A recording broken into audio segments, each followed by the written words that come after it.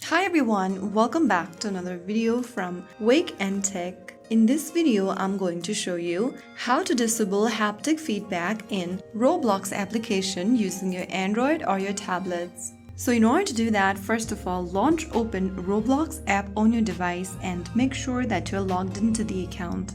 Once you're logged in, click on the More button at the bottom right corner from the home screen. From the More menu, click Settings. Under Settings, tap on Device Preferences. On the next page, tap on the toggle button right next to Haptics. Once that is turned off, you will be able to turn off haptic feedback on your Roblox application using your Androids or your tablets.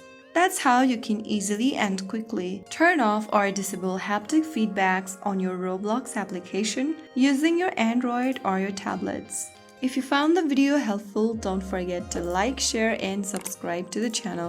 I will be back again in the next episode. Thank you for watching.